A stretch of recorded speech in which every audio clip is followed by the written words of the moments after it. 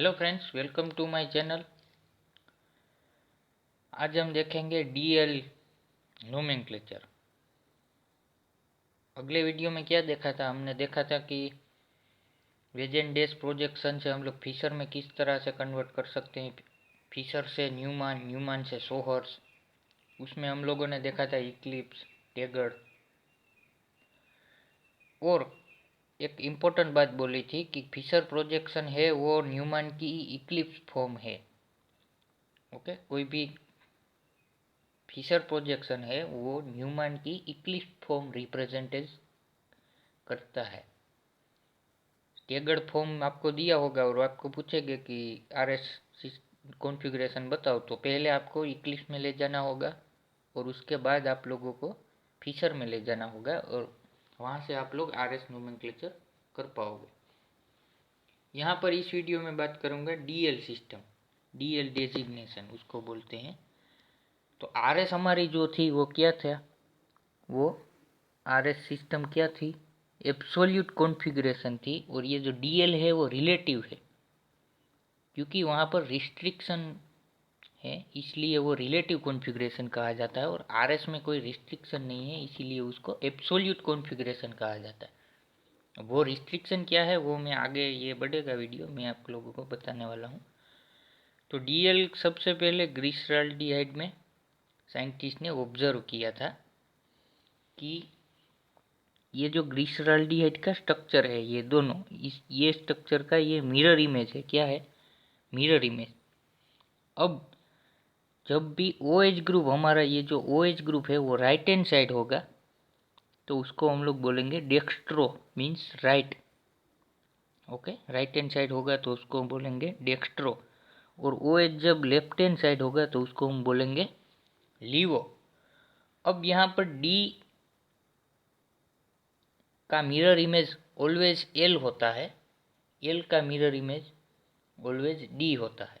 Okay, similarly आप लोग देखोगे तो R का मिरर इमेज ऑलवेज S होता है, S का मिरर इमेज R होता है। कॉन्फ़िगरेशनल की बात करता हूँ मैं, तो यहाँ पर भी ये वैसा ही है। सिमिलर R में था वैसा ही, R का R कॉन्फ़िगरेशन हो तो उसका मिरर इमेज लोगे तो आपको S कॉन्फ़िगरेशन मिलेगी। और यहाँ पर जब D कॉन्फ़िगरेशन वाला कोई शुगर मोलेक्यूल है उसकी मिरर इमेज लोगे तो आप लोगों को L कॉन्फ़िगरेशन मिलेगी। मोस्टली शुगर में ये डीएल सिस्टम अप्लाई की जाती है। तो सबसे पहले ग्लिसरॉल्डिहाइड में ऑब्जर्व हुआ था। अब मान लीजिए कि यहाँ पर OH नहीं है, कोई मोलेक्यूल ऐसा है तो OH ग्रुप वहाँ पर नहीं है। मान लीजिए एमिनो एसिड ये ग्रुप है, ये देख सकते हैं एमिनो एसिड, तो वहाँ पर NH2 को कंसीडर किया जाता है। NH2 राइट हैंड साइड है तो उसको D एमिनो एसिड कहा जाता है, लेफ्ट हैंड साइड है तो उसको L एमिनो एसिड कहा जाता है। अब ये डीएल सिस्टम की लिमिटेशन क्या है ये मैं आप लोगों को बताता हूँ। कि कोई ऐसा मोलेक्यूल है, मान लीजिए कोई इस तरह से, ये कर्सर आपको दिख रहा होगा, इसका आप लोग डीएल कैसे करोगे? यहाँ तो OH ग्रुप है ही नहीं, नहीं NH2 ग्रुप है, तो आप लोग कैसे कर पाओगे? तो ये है डीएल की लिमिटेशन। इसी वजह से इसको रिलेटिव कॉन्फ़िगरेशन कहा जाता है कि इस तरह के मोलेक्यूल को आप लोग डीएल सिस्टम में एग्जीक्यूट नहीं कर सकते।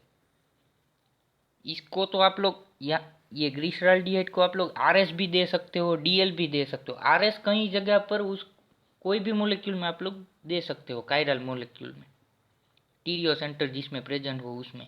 मगर डीएल सिस्टम ऐसा नहीं है, डीएल सिस्टम में वैसा नहीं है। OH ग्रुप प्रेजेंट होना चाहिए। आपने इसमें OH ग्रुप नहीं है तो आप लोग डीएल सिस्टम नहीं कर पाओगे। मगर आरएस सिस्टम तो स्टीरियो सेंटर वाले सभी कायरल मोलेक्यूल में आप लोग उसको निकाल सकते हो। तो ये थी डीएल की लिमिटेशन, इसीलिए उसको बोला जाता है रिलेटिव कॉन्फ़िगरेशन और आरएस को एब्सोल्यूट कॉन्फ़िगरेशन।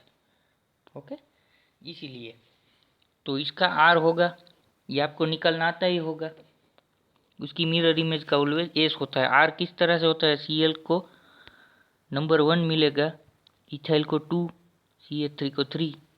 ये anti clockwise rotation, but hydrogen is horizontal line, इसी वजह से इसको एस मिल रहा है एस, मगर हाइड्रोजन ओरिजोनटल लाइन पे होने की वजह से आर होगा। उसकी मिरर इमेज ऑलवेज एस ही होगी। ओके, तो ये थी डीएल। अब यहाँ पर थ्रियो इरिथ्रो नोमेनक्लेचर आता है, थ्रियो और इरिथ्रो नोमेनक्लेचर। यहाँ पर देख सकते हैं threo and erythro in Fischer projection. तो थ्रियो एंड इरिथ्रो किसे कहा जाता है? मान लीजिए ये हमारा टार्टरिक एसिड मोलेक्यूल है, ओके। अब सभी जब identical functional group same side हो तो उसको इरिथ्रो बोला जाता है। यहाँ पर देख लीजिए ये OH दोनों ग्रुप सेम साइड है। OH को कंसीडर ना करें तो ये हाइड्रोजन भी सेम साइड है, तो उसको क्या बोलेंगे हम लोग? इरिथ्रो बोलेंगे। कोई भी one side functional group identical में होने चाहिए तो उसको हम लोग इरिथ्रो बोलेंगे। यहाँ पर देख लीजिए ये स्ट्रक्चर में क्या है, यहाँ पर identical functional group same side में नहीं है, ये क्रॉस में है। देख सकते हैं ये OH यहाँ पर है, ये OH यहाँ पर है। ऐसा नहीं है यहाँ पर सेम साइड थे, ऐसा यहाँ पर ये नहीं है। यहाँ पर एक हाइड्रोजन है और OH फंक्शनल ग्रुप है, तो इसको हम लोग क्या बोलेंगे? थ्रियो। इस तरह का एग्जाम्पल आपके सामने आए तो क्या बोलना है? इरिथ्रो, क्योंकि यहाँ पर दो identical functional group same side है। ये तो बहुत इजी है। इसको आप लोग क्या बोलोगे? थ्रियो, क्योंकि identical functional group same side में नहीं है, ऑपोजिट साइड हो सकते हैं। यहाँ पर देख सकते हैं दो हाइड्रोजन क्रॉस साइड है, यहाँ पर ये दो OH क्रॉस साइड है। थ्रियो की बात कर रहा हूँ मैं। देख सकते हैं ये क्रॉस साइड हो सकते हैं, ओके। तो थ्रियो इरिथ्रो इस तरह से इसका नोमेनक्लेचर होता है। ये तो बहुत सिंपल था, DL थ्रियो इरिथ्रो। RS में थोड़ी सी मीन्स की सीखने की थोड़ी सी देर लगी। अब ये DL को रिलेटिव कॉन्फ़िगरेशन बोला जाता है, ये मैंने आपको बता दिया। कई बार स्मॉल d और स्मॉल l भी होता है। वो क्या रिप्रेजेंटेज करते हैं? वो रोटेशन ऑफ लाइट रिप्रेजेंटेज करते हैं। Small d means plus, small l means minus. अब ये RS और DL में ये एक इम्पोर्टेंट बात बता देता हूँ। RS और DL में वैसा नहीं है कि कोई मोलेक्यूल, कायरन मोलेक्यूल है आपके पास और वो उसकी कॉन्फ़िगरेशन R है तो वो प्लेन पोलराइज लाइट को राइट डायरेक्शन में मीन्स डेक्स्ट्रो डायरेक्शन में रोटेट करेगा, ऐसा नहीं है। RS और DL में काफ़ी ज़्यादा फर्क है। ये तो सिर्फ हाइपोथेटिकल अज्यूम स्टेट है RS कॉन्फ़िगरेशन, मगर है एब्सोल्यूट कॉन्फ़िगरेशन। फाइनली नहीं कहा जाता कि मीन्स R है तो वो प्लेन पोलराइज लाइट को राइट डायरेक्शन में रोटेट करेगा और एस है तो वो नेगेटिव डायरेक्शन में रोटेट करेगा, ऐसा नहीं है। DL और RS को ऐसे आपस में रिलेटिविटी नहीं है, ओके। तो ये बात आपको ध्यान रखनी है। D और एयर और R इन S में काफ़ी ज़्यादा डिफरेंस। RS वो सिर्फ हाइपोथेटिकल स्टेट है कोई भी मॉलिक्यूल की कॉन्फ़िगरेशन निकालने का, ओके। DL सिस्टम तो प्लेन पोलराइज लाइट थ्रू हम लोग निकाल सकते हैं, वो ऑप्टिकल आइसोमेरिज्म का पार्ट है। वो भी मैं आप लोगों को बताने वाला हूँ ऑप्टिकल एक्टिविटी के बारे में। तो ये थी DL सिस्टम की बात। अगले काफ़ी सारे वीडियो में हमने RS सिस्टम की बात की और DL सिस्टम की बात की। तो यहाँ पर ये क्लासिफिकेशन देख सकते हो, कॉन्फ़िगरेशनल आइसोमर जो भी थे वहाँ पर हमने ऑप्टिकल में स्टीरियो सेंटर की बात की, स्टीरियो सेंटर की जिसमें प्रोजेक्शन देखे, RS नोमेनक्लेचर देखा, DL सिस्टम अभी देखा लास्ट में, ओके। ये सारे के सारे इस वीडियो तक पहले से शुरू करके यहाँ तक हमने जो भी बात की वो थी स्टीरियो सेंटर वाले कंपाउंड थे, सभी स्टीरियो सेंटर वाले कंपाउंड थे। अब हम लोग बात करेंगे स्टीरियो एक्सिस, उसके बाद स्टीरियो प्लेन, उसके बाद हेलिसिटी और उसके बाद ये पार्ट यहाँ पर जियोमेट्रिकल, यहाँ पर भी दो डिवीज़न होंगे। वो ये सारी बातें पूरी होने के बाद यहाँ पर ये करवाने वाला हूँ जियोमेट्रिकल आइसोमर।